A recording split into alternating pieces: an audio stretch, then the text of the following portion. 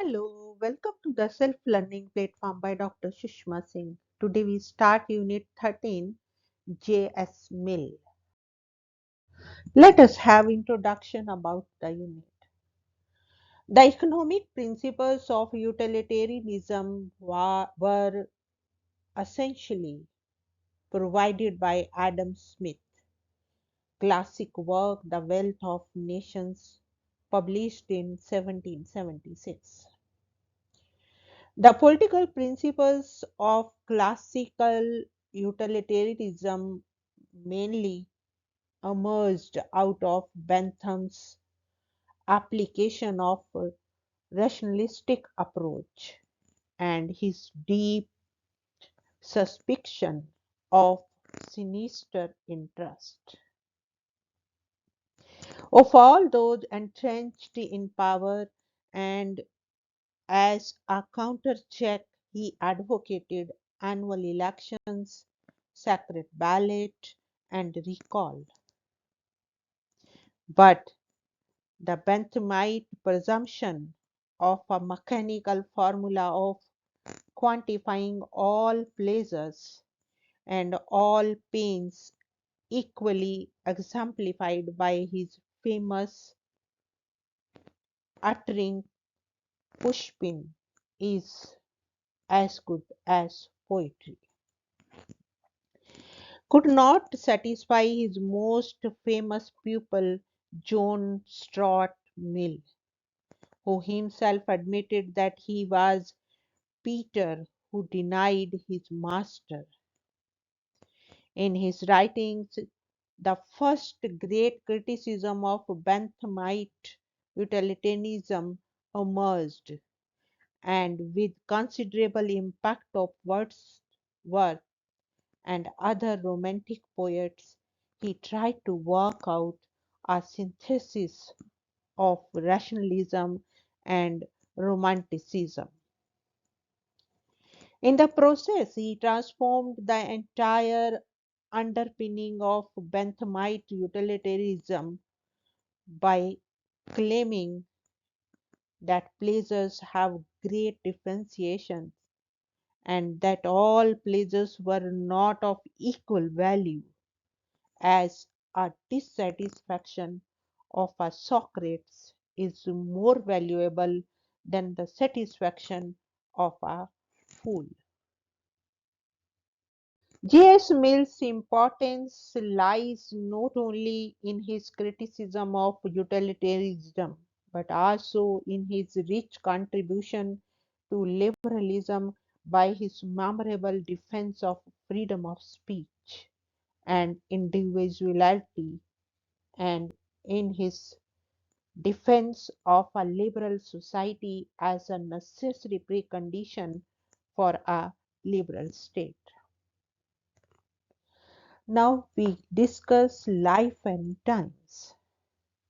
John Stuart Mill was born in London on 20th May 1806. He had 8 younger siblings. All his learning came from his father James Mill, and he read the books his father had been reading for writing the book on India. History of British India, 1818. At the age of 11, he began to help his father by reading the proofs of his father's book. Immediately after the publication of History of British India, James Mill was appointed as an assistant examiner at the East India House. It was an important event in his life as this solved his financial problems, enabling him to devote his time and attention to write on areas of his prime interest, philosophical and political problems. He could also conceive of a liberal profession for his eldest son, John Stuart. At the beginning, he thought for him a career in law, But when another vacancy arose for another assistant examiner in 1823, John Stott got the post and served the British government till his retirement. As James Mill decided to teach his son all by himself at home, the latter was denied the usual experience of going to a regular school.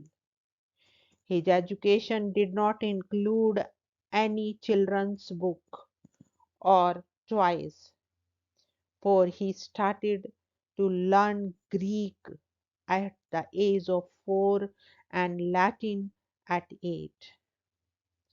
By the time he was 10, he had read many of Plato's dialogues, logic, and history. He was familiar with the writings of Euclid, Horner, Polybus, Sophocles, and Thucydides.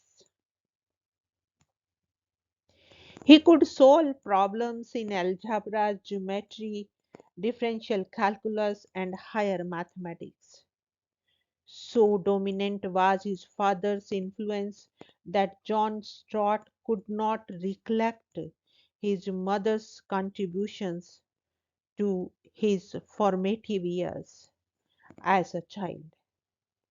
At the age of 13, he was introduced to serious reading of English classical economists and published an introductory textbook in economics entitled Elements of Political Economy, 1820, at the age of 14.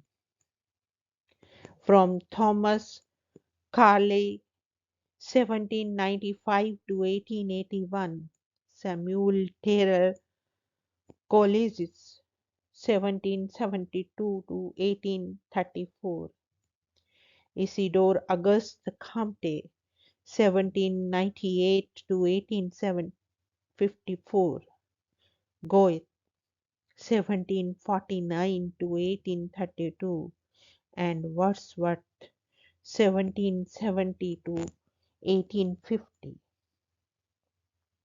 He came to value poetry and art. He reviewed Alexis de Tocqueville's 1805 to 59 Democracy in America in two parts in 1835 and 1840, a book that left a thorough impact on him. From the training that John Stott received at home, he was convinced that nature nurture more than nurture played a crucial role in the formation of character. He also assured him of the importance education could play in transforming human nature.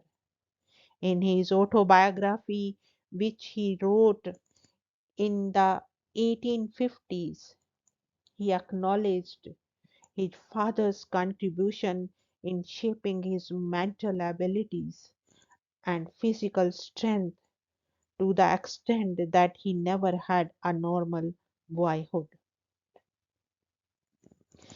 By the age of 20, Mills started to write for newspapers and periodicals.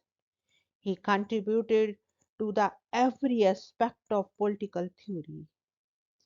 His system of logic, 1843, which he began writing in 1820s, tried to elucidate a coherent philosophy of politics. The logic combined the British imperialist tradition of Locke and Hume of associational psychology with a conception of social sciences based on the paradigm of Newtonian physics. His essays on liberty 1859 and the subjection of women 1869 were classical elaborations of liberal thoughts on important issues like law, rights, and liberty. His The Considerations on Representative Government 1861 provided an outcome of his ideal government based on proportional representation, protection of minorities, and institutions of self government. His famous pamphlet, Utilitarianism 1863, endorsed the Benthamite principle of the greatest happiness of the greatest number, yet made a significant departure from the Benthamite assumption by arguing that this principle could only be defended if one distinguished happiness from pleasure. His essays on Bentham and Coleridge's written between 1838 and 1840 enabled him to critically dissect Benthamism. In 1826, Mill experienced a mental crisis when he lost all his capacity for joy in life.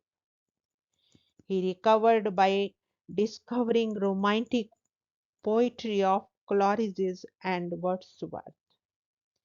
He also realized the incompleteness of his education, namely the lack of emotional side of life. In his re-examination of the Benthamite philosophy, he attributed its one-sidedness to Bentham's lack of experience, imagination, and emotions. He made use of Coleridge's poems to broaden Benthamism and made room for emotional, aesthetic, and spiritual dimensions.